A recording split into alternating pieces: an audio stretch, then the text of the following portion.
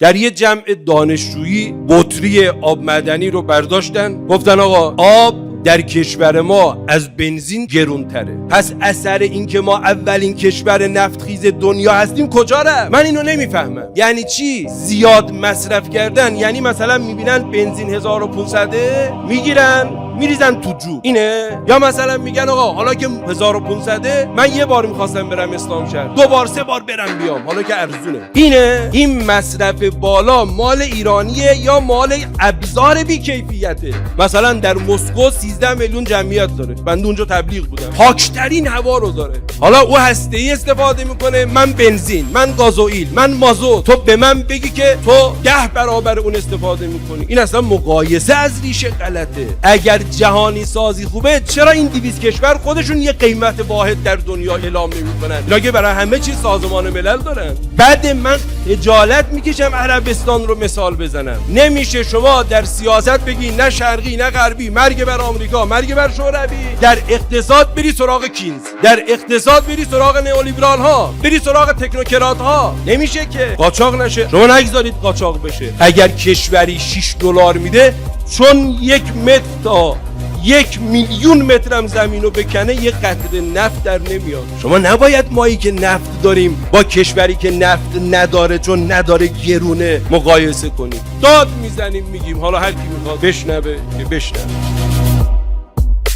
رفقا خب ما نسبت به آمارهایی که در دسترسمون هست، دولت محترم آقای رئیسی خدمات و زحمات و کارآمدی‌های بالایی رو داشته. از تلاش برای بهبود بحران مسکن تا طرح مدیریت هوشمند یارانه آردونان تا اصلاح نظام مالیاتی تا مولدسازی دارایی‌های دولت که این آمار و ارقام هم تایید میکنن که ما در سال 400 رشد اقتصادیمون 51 بود، در 401 4.9 بود، در 3 ماهه اول امسال 9.7 بود، در 3 ماهه دوم 7.1.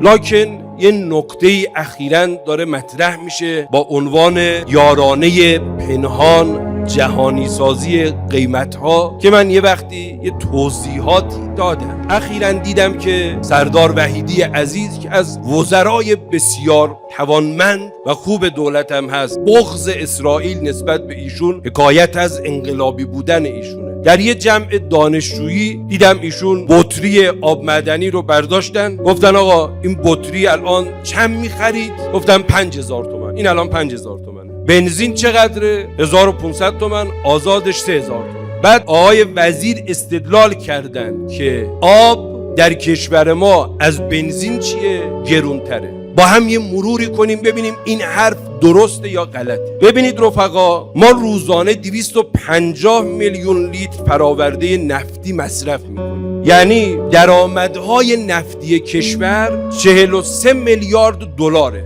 سالانه. حرفای این دوستان رو میگم. یارانه سوختی که در کشور میدن 80 میلیارد دلار. یعنی 43 میلیارد درآمد، 80 میلیارد هزینه. میشه چقدر؟ 2 برابر. یعنی اگر درصد بزنیم 63% هزینه های بودجه عمومی دولت صرف چی میشه؟ بنزین میشه. خب متوسط سرانه بنزین در ایران چقدره؟ در اروپا چقدره؟ اینا استدلالشون اینه، میگن آقا بنزین باید گرون بشه، بنزین رو گرون کنیم. دلیلشون اینه که 1 در دنیا قیمت بنزین خیلی بالاتر از ایناست. 2 میگن ایران سرانه هر نفر سالانه 308 لیتر استفاده میکنه. هر نفر تقسیم کردن در ایران سالانه 308 لیتر، در اروپا 247 لیتره. یعنی ما چقدر بیشتر استفاده میکنیم؟ 61 لیتر. میگن این 61 لیتر مصرفی که داره انجام میگیره چون بنزین ارزونه از این آب ارزونتره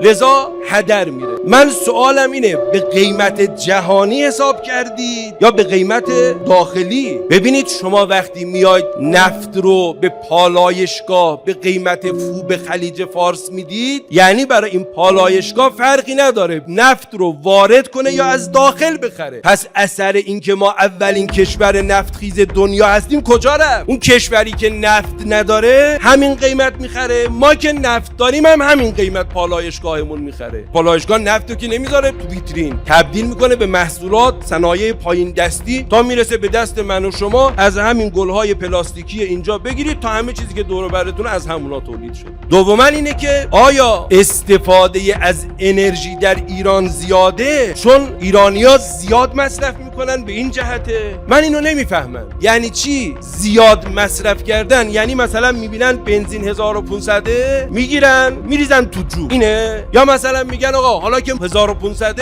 من یه بار میخواستم برم اسلام شهر، 2 بار 3 بار برم بیام حالا که ارزونه. اینه این استفاده بیشتر ایرانی از بنزین به چه جهته؟ روش فکر نمی‌کنید شما؟ من میگم یکیش اینه که اولا ابزاری که در دست این ایرانیه اقتضاء مصرف بالا رو داره. یه وقت است شما مثلا ماشین زیر پاتون یک ماشین با کیفیتیه که مصرف سوختش در 100 تا 6 تاست، یه وقت هم از ماشین در 100 تا 10 تا 11 تا مصرف میکنه. این مصرف بالا مال ایرانیه یا مال ابزار بی کیفیته؟ حالا کدومه؟ اینو باید اول مشخص کنید. 2 عایق سیستم سرمایش و گرمایش در کشور ما با اونها مساویه؟ اینم مساوی که نیست. 3 در اتحادیه اروپا بعضی از کشورها سوختشون رو از برقه، مثلا در مسکو 13 میلیون جمعیت داره، من اونجا تبلیغ بودم، پاکترین هوا رو داره با اینکه جز کلان شهرهای پر ترافیک دنیاست ولی پاکترین هوا رو داره. چرا؟ چون اصلا حوزه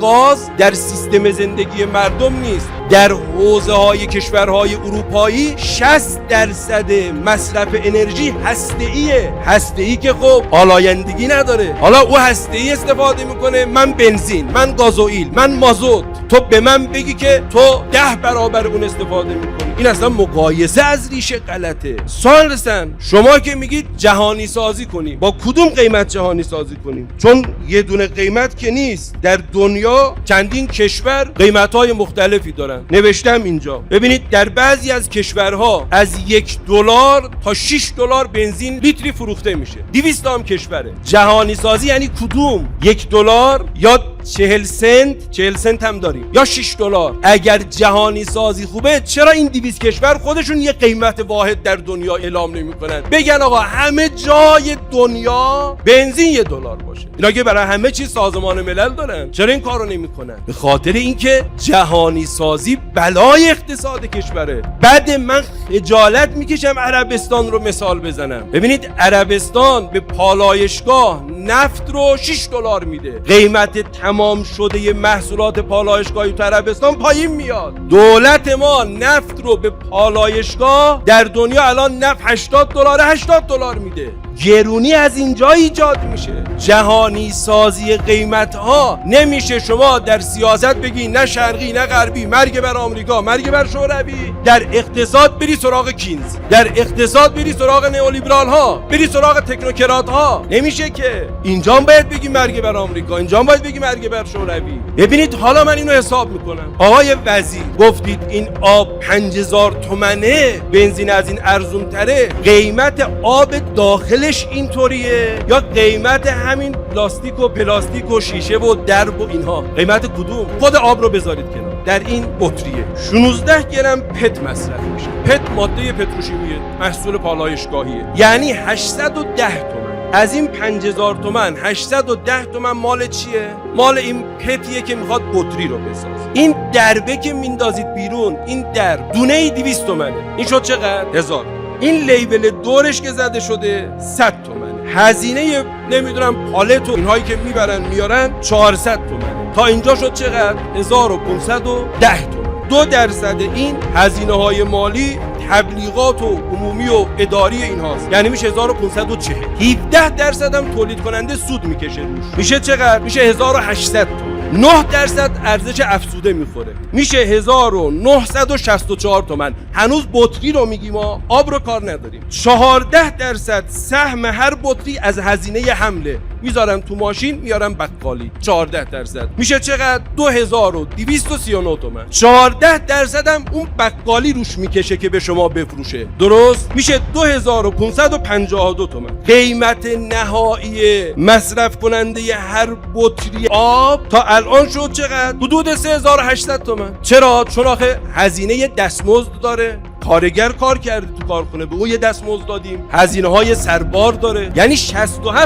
این 5000 تومن هزینه بطریه. حالا سوال، این قد از نفت تولید میشه، نفت رو تو جهانی داری میفروشی، عامل گرونی همون جهانی سازی نفته که تو کردی. پس آب گرونتر از بنزین نیست. اون چه که گرون میکنه این بطری و درب و لیبل و هزینه حمل و نقل و سود و ارزش افزوده و سود فروشنده است که خب اونا قسمتیش همین نفته که ما داریم میگیم. ما میگیم شما این نفت رو چرا به قیمت جهانی میدی؟ ایراد از اینجاست. بعد بیایم ما بگیم ای مردم ببینید آب از بنزین ارزونتره، پس ما بنزین رو بالا ببریم که یه عده قاچاق نشه. شما نگذارید قاچاق بشه. اگر کشوری 6 دلار میده، چون 1 متر تا 1 میلیون مترم زمین رو بکنه یه قطره نفت در نمیاد. ما هر جای کشورمون رو بکنیم، الان آذربایجان هم میگن نفت پیدا کردیم.